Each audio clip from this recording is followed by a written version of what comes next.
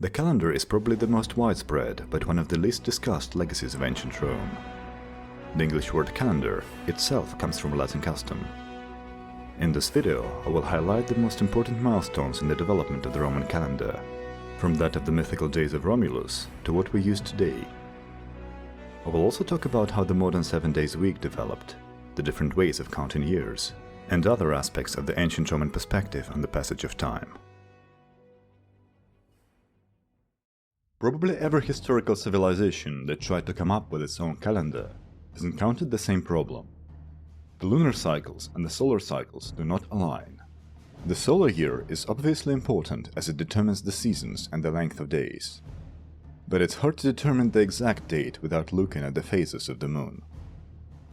Lunar calendars provide a nice way to track date on a shorter time frame, but if we rely solely on the lunar cycles, the seasons will desynchronize with the dates in a matter of a few years.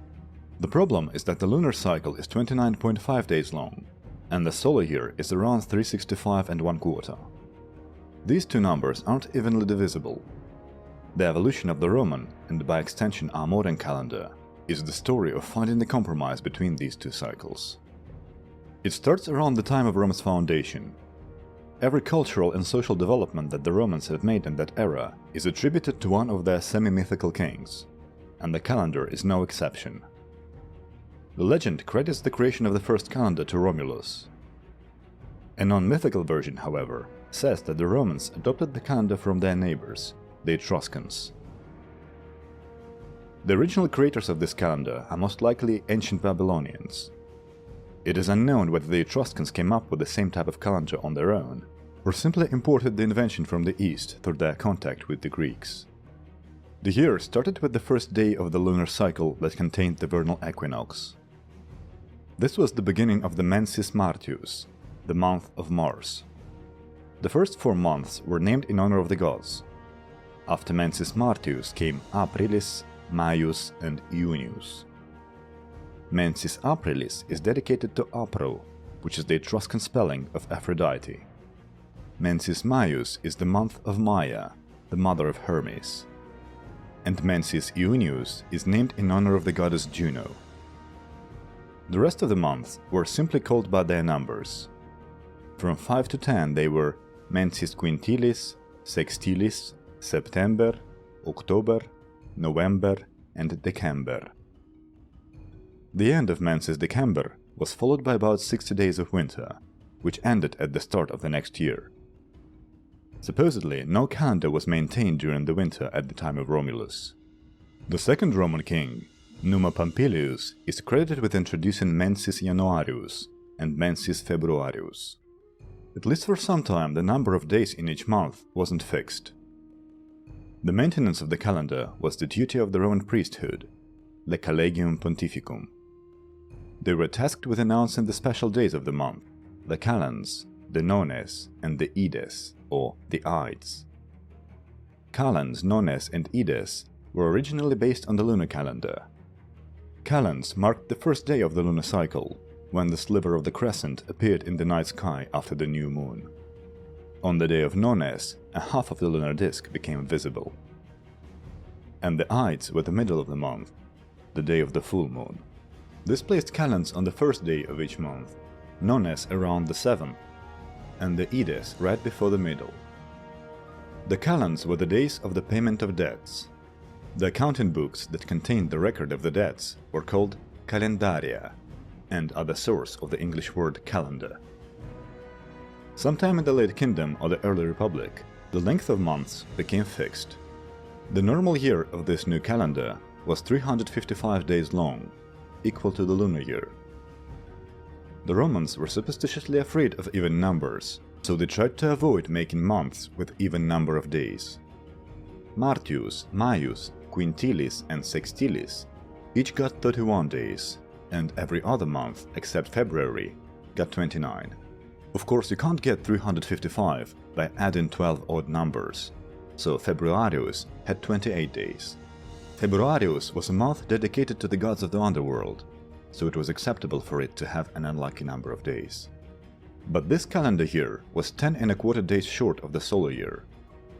To fix it, the Romans introduced an intercalary month every second year.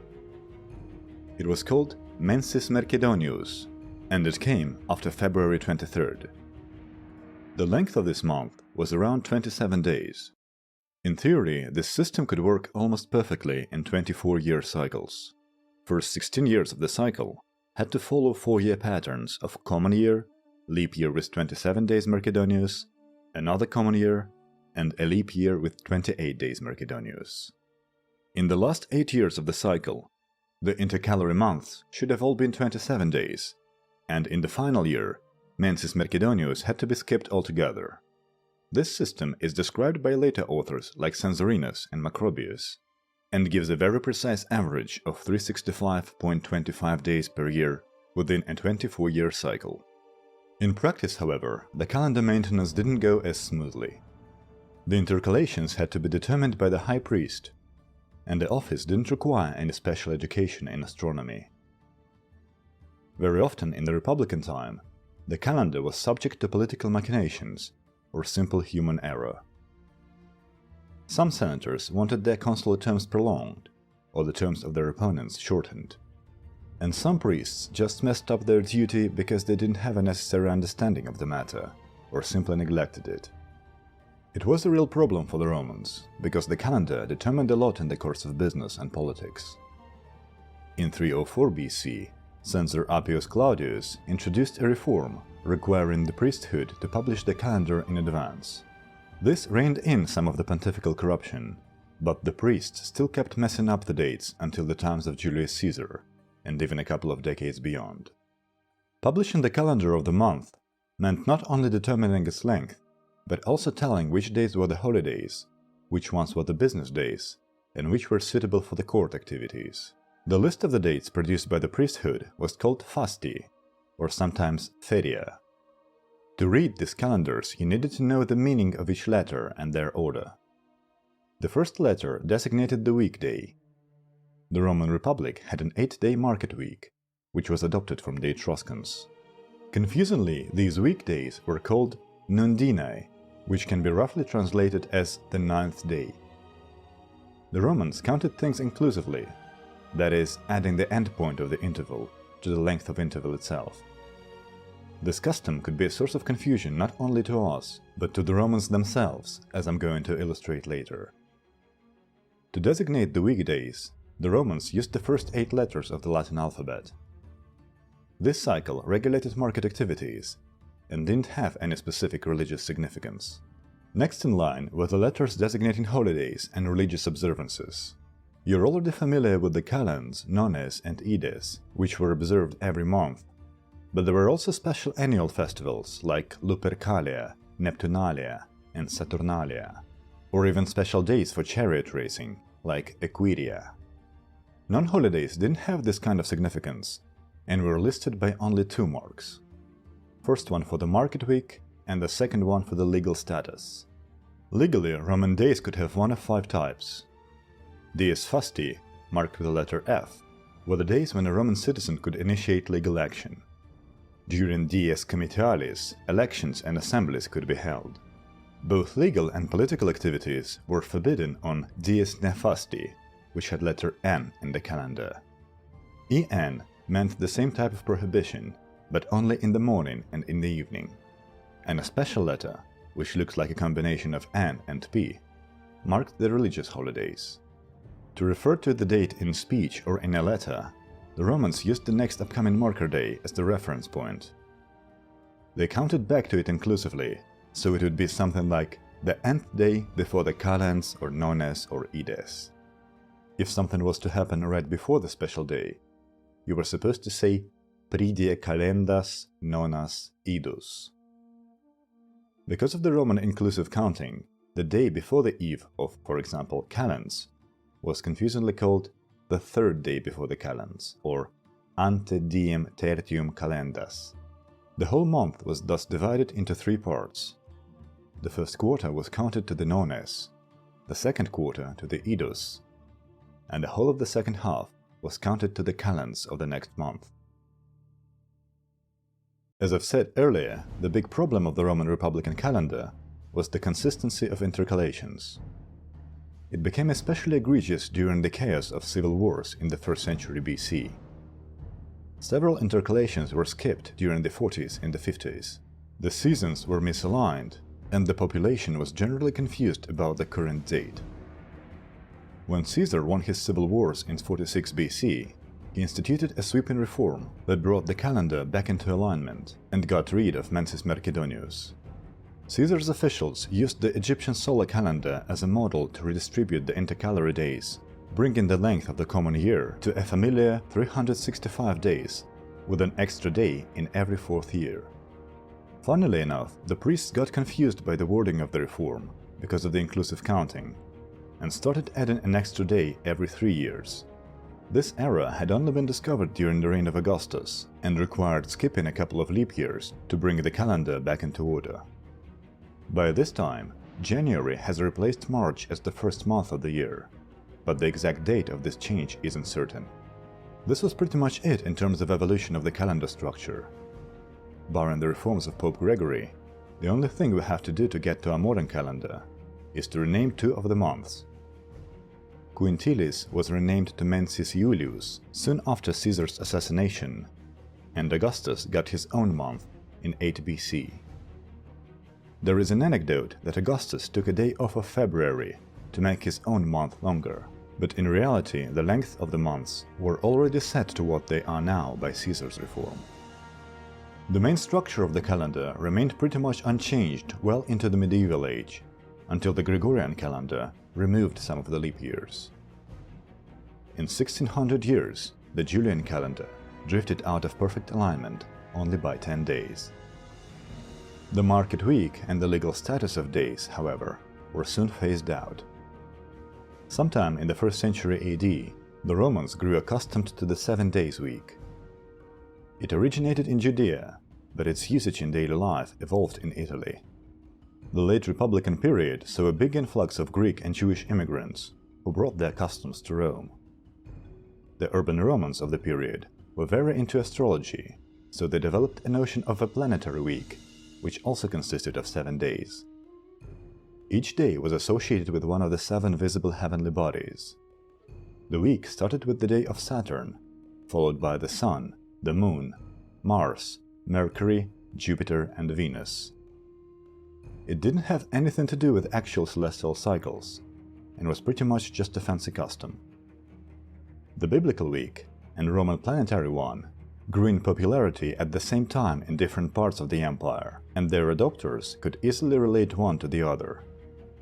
In the Augustan period, there is evidence of the official adoption of the 7 days week into public life. 2 calendars called Fasti Sabini and Fasti Nolani display letters from A to G in place of the old 8-day market week. These are not from Rome itself, and not from regions with significant Jewish population, which suggests that the new custom already took root. This 7 days week gradually became more widely accepted in all of the empire. In 321, Constantine made every Sunday an official state holiday. It was a perfect fit for this purpose. Sunday was the day of worship for both the followers of sun god Sol Invictus and, of course, for the Christians, the 2 main religious groups on which Constantine relied politically. Last thing we should touch upon is the reckoning of years. There is a somewhat popular notion that the Romans used the foundation of the city in 753 BC as their start date. This was popularized during the Renaissance, when everything from ancient Rome was in fashion. Editors added AUC for ab urbe condita to the Latin manuscripts that they published to give them an impression of authenticity. In reality, the Romans rarely used this dating. They only did so for academic purposes, and in cases of cities' birthday celebrations. The date itself was calculated by Varro in the late 1st century BC, but using it for the reckoning of years never really caught on. Instead, the citizens of the empire continued to use the same consular dating system that they had during the Republican era. Every year was named after the pair of consuls whose office started in the beginning of it. Considering how prominent Romans tended to have the exact same names generation after generation, this system soon became very clumsy, but the pull of tradition was too strong to change it. However, it didn't spread to all the corners of the empire. Some places, like Egypt, continued on with their native systems. Some emperors introduced dating based on their regnal years. Emperors Valerian and Gallienus were among the first to do so. Diocletian made the beginning of his reign an official empire-wide start date, and also introduced 15-year fiscal periods called the Indictions. Diocletian's legacy proved to be surprisingly resilient. Sources confirm that the Indictions were still being used during the 7th century, and the calendar based on Diocletian's era is followed by Coptic Church even today.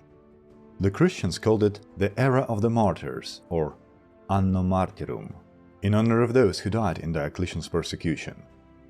The last iteration of the Roman calendar was created in the Eastern Roman Empire, sometime in the 7th century. It started the counting of years from the supposed date of the creation of the world. This was calculated to be September 1st, 5509 BC. So, in the Byzantine era, September replaced January as the first month of the year. Dates in Byzantine reckoning were called Anno Mundi, in the year of the world. The Eastern Romans used this calendar up until the fall of Constantinople. The Anno Domini era was never widely popularized in the Eastern Roman Empire, despite originating there. It became accepted by the papacy during the 9th century, and thus spread to the West. But the Eastern churches kept the foundation of the world as their start date, until Russia made the switch from AM to AD in the 1700s.